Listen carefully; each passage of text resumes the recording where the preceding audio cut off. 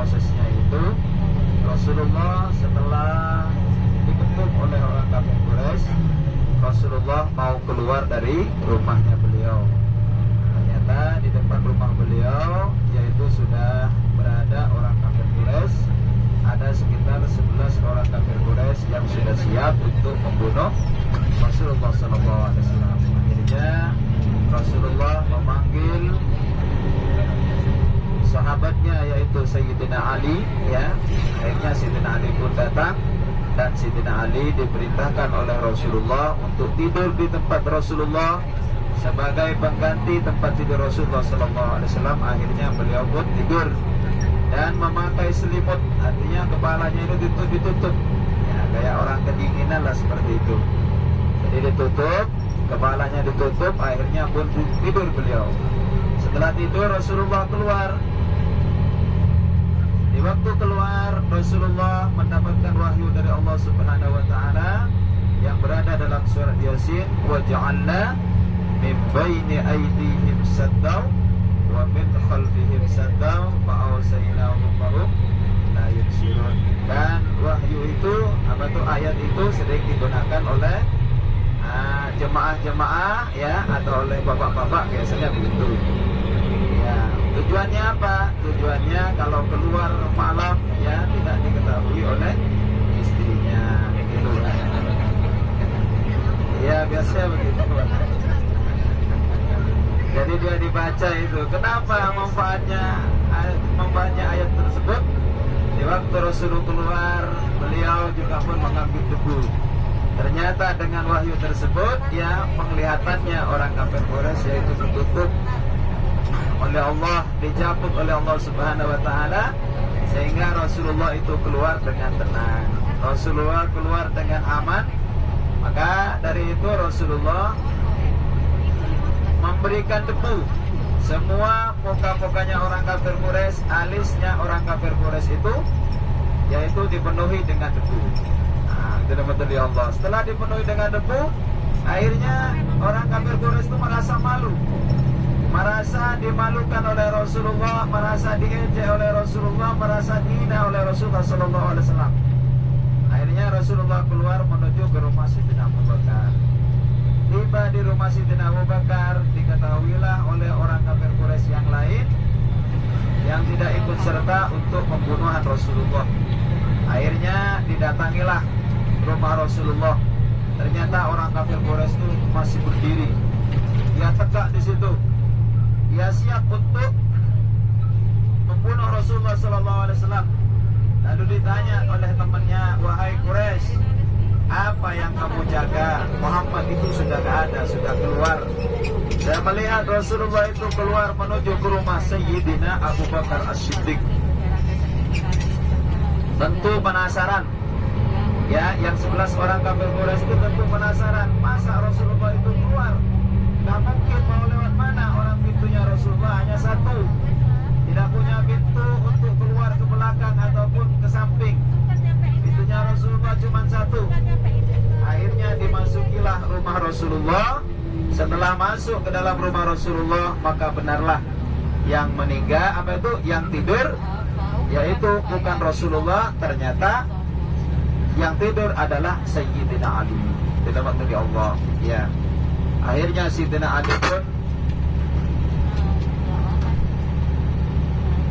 Ali pun langsung dibangunkan, ya, dibangunkan Sayyidina Ali.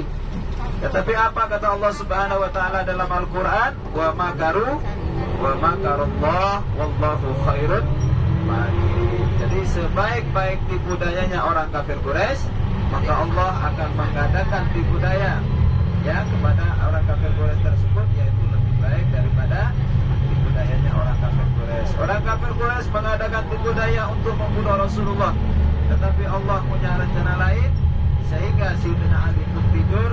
Maka dengan tidurnya Sayyidina Ali, ya, orang kafir Quraisy juga pun sangat marah, sehingga Sayyidina Ali pun diikat, dibawa ke Ka'bah, dikurung di sana supaya mengaku kemana Rasulullah itu keluar. Akhirnya setelah diberitahu bahwasanya Rasulullah ini keluar ke rumah Sayyidina Abu Bakar, maka dikejarlah ke rumah Sayyidina Abu Bakar Setelah tiba di rumah Sayyidina Abu Bakar, ternyata Rasulullah sudah tidak ada. Rasulullah sudah keluar duluan dengan Sayyidina Abu Bakar As-Siddiq menuju ke bukit yang barusan kita foto-foto. Disitulah betul ya Allah. Akhirnya tidak menemukan Rasulullah di sana, maka bertemulah dengan putri Sayyidina Abu Bakar As-Siddiq yang namanya Siti Asma. Datang Sayyidina Umar datang kepada Siti Asma sebelum dia masuk Islam. Dia berkata, dan Siti Asma pun dia merasa ketakutan juga, karena di masa hidupnya Sayyidina Umar, barang siapa yang berhadapan dengan Sayyidina Umar, maka orang itu akan apa itu? Pilihannya hanya dua, kalau enggak mati yaitu hidup. Akhirnya dia bertanya kepada Siti Asma, wahai Asma, kemana ayahmu dan juga di mana Rasulullah disembunyikan? Siti Asma pun dia berkata dengan lantang, kata Siti Asma, ya saya tidak tahu bahwasanya katakan, tetapi Siti Asma itu sudah, ini yang mau tanya rumah yang ada atapnya itu, yang ada dinding. Nah, di sini termasuk perkawasan perkampungan rumah elit semua. Ya, namanya Awali dan di sekitar tempat ini. Ya, itu juga pun bina-bina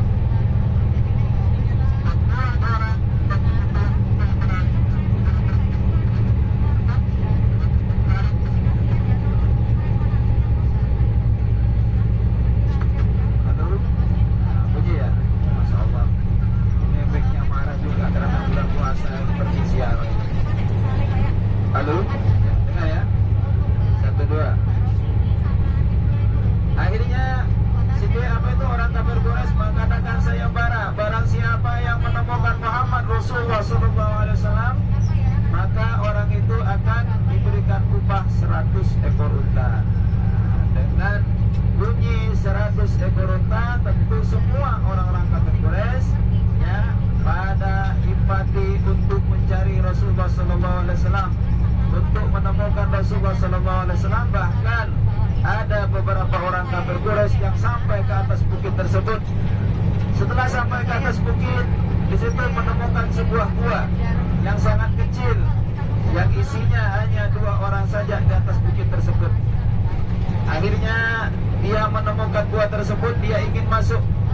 Ternyata Allah Subhanahu wa taala sudah memerintahkan kepada burung merpati dan juga hewan laba-laba. Bayangkan Bapak Ibu rahmatullahi Allah, hewan yang paling lemah di dunia yaitu adalah hewan laba-laba. Tetapi kalau Allah berkehendak, hewan yang paling lemah pun bisa menyelamatkan Rasulullah SAW. Walaupun Rasulullah ini seorang nabi dan juga seorang rasul, dia sedang dicari oleh orang-orang kafir Quraisy yang sangat kuat. Tetapi kalau Allah berkehendak, laba-laba yang sangat lemah pun dia bisa untuk melindungi Rasulullah SAW. Apa yang dilakukan burung merpati dengan sarang laba-laba, dengan laba-laba di situ? Ternyata burung merpati juga pun membuat sarang di situ, terus bertelur di situ, diamlah di situ. Seakan-akan di dalam gua itu tidak ada orangnya, tidak ada penghuninya. Dan laba-laba juga pun membuat sarang dengan bagus. Ya, tidak ada benang satupun yang terputus. Sehingga orang kafir Quraisy berkata, tak mungkin Muhammad Rasulullah SAW masuk ke dalam gua ini. Buktinya karena sarang laba-laba itu gak ada yang putus, dan burung merpati pun dia tidak merasa terusik. Dia tenang berada di mulut gua itu, tidak merasa terganggu oleh Rasulullah SAW. Akhirnya Rasulullah selamat di waktu itu. Maka orang kafir Quraisy, setelah orang kafir Quraisy itu sudah mulai keluar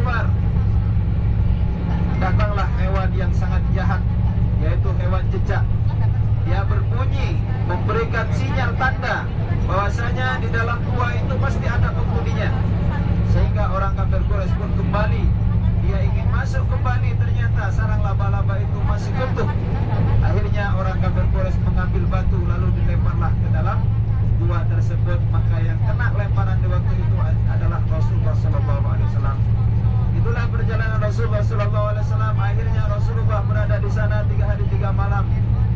Di hari 3 malam ini ya Rasulullah sama seperti kita. Tentu kalau sudah waktunya untuk makan, beliau juga pun lapar. Terus siapa yang mengantar makanan di waktu itu? Yaitu adalah putri Sayyidina Abu Bakar As-Siddiq yang namanya Siti Asmah. Beliau sedang mengandung, sedang hamil tua.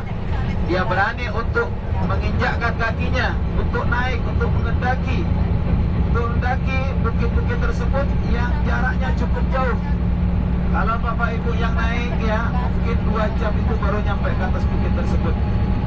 Itulah, tetapi beliau dengan kecintaan kepada Rasulullah SAW, dia naik di waktu malam, pulang yaitu sebelum matahari terbit.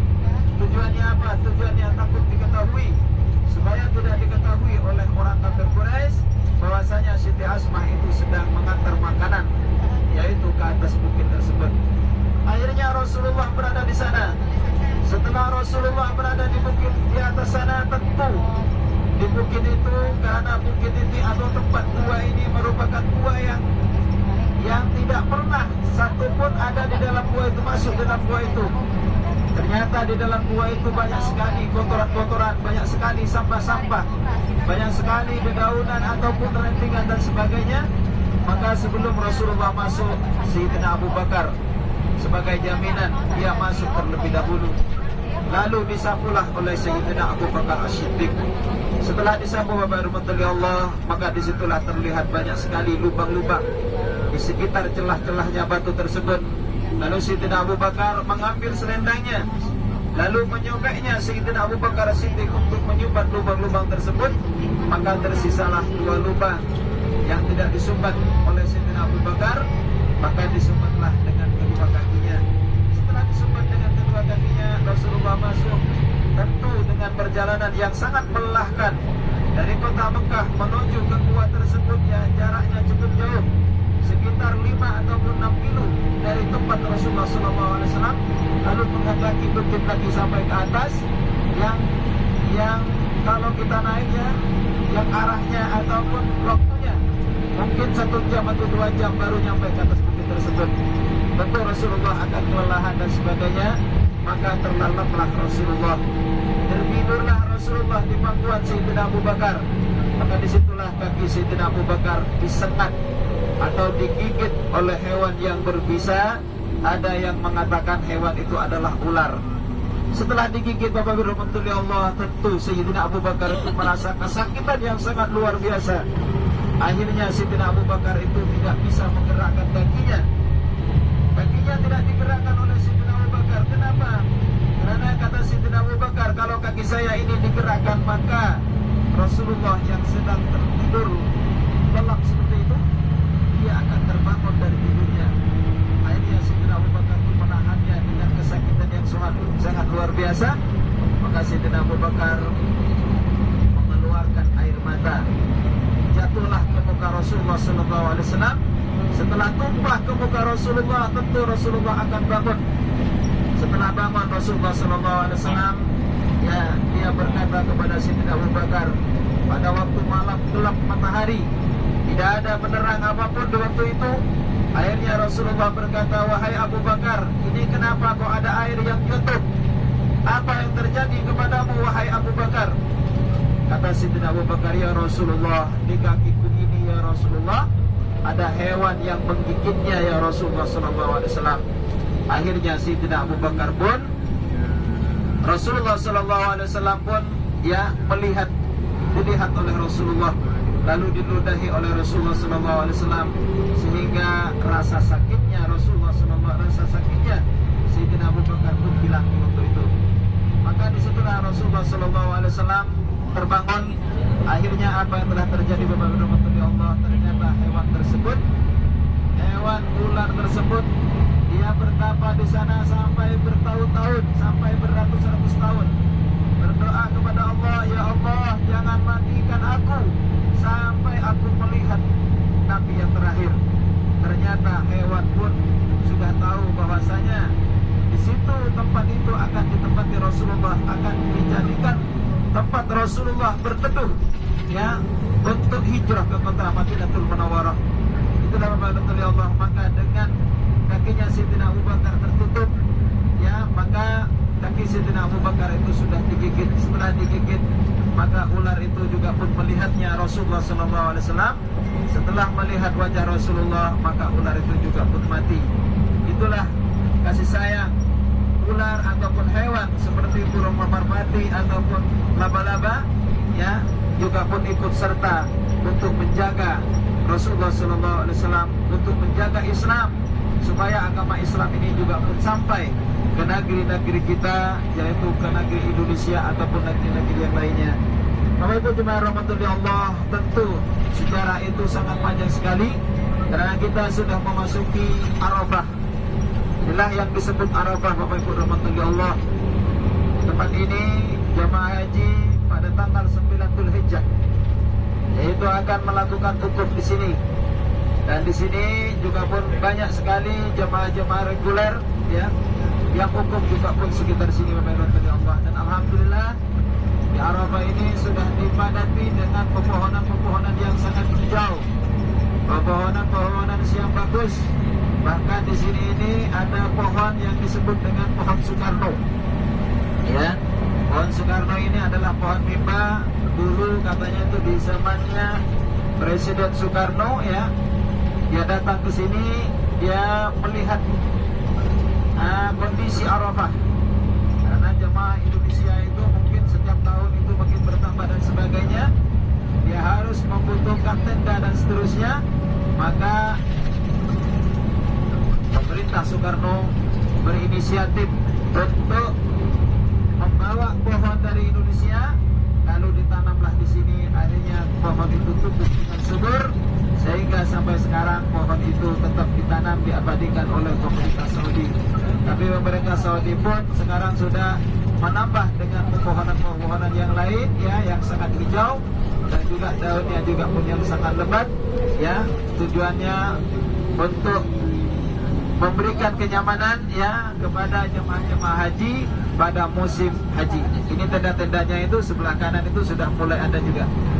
Alhamdulillah Allah, tenda di sini ini bukan tenda permanen, ya, hanya dipakai di waktu musim haji saja, Bapak Ibu Allah. Jadi di Arafah ini jemaah haji pada tanggal 9 Dzulhijjah setelah masuk waktu zuhur, itu azan zuhur, ya, terus kita sholat di jamaah takdim, sholat zuhur dengan asar di jamaah takdim dan juga di qasar. Setelah itu kita melakukan wukuf. Jadi waktu wukuf ini bukan dimulai dari pagi, tapi dimulai dari sejak zuhur. Dan di Arafah ini juga pun ada bukit yang dikenal dengan Bukit Rahmah ataupun Jabal Rahmah. Memanfaatkan juga oleh jemaah-jemaah Indonesia datang ke sini. Setelah sampai ke sini dia meminta sesuatu. Ya, kadang bapak-bapak itu minta sesuatu yang tidak diinginkan ibu-ibu. Minta apa itu? Minta beli madu. Benar-benar Allah, kita di sini berdoa kepada Allah. Ya, doa yang paling penting kita berdoa kepada Allah, ya Allah berikan di masa hidup kita ini, yaitu supaya bisa melakukan ibadah haji. Benar-benar Allah, nanti kita di sini turun berdoa kepada Allah Subhanahu wa taala. Memang di sini ini juga pun dimanfaatkan oleh jemaah-jemaah umrah, ya, untuk minta jodoh. Kenapa kita minta jodoh di sini? Katanya di sini ini tempatnya bertemunya Nabi Adam dengan Siti Hawa. Begitu teman-teman Allah. Jadi dimanfaatkan oleh jemaah. Berarti di sini ini harus kita minta jodoh. Itu teman-teman Allah. Makanya ada yang berangkat suami istri katanya itu ke sini, lalu berdoalah kepada Allah dengan doa dalam hati, kan, diungkapkan apa yang dia minta. Ya Allah, izinkan kami untuk menikah lagi. Akhirnya istrinya itu amin, ya Allah kabulkan doanya bapak saya ini. Ya alhamdulillah, kejadian setelah pulang ke Indonesia dia menikah lagi. Ditanya, loh kenapa yang menikah lagi? Kan saya sudah dapat izin dari Jabal Rahmah. Makanya ibu-ibu yang bawa suami itu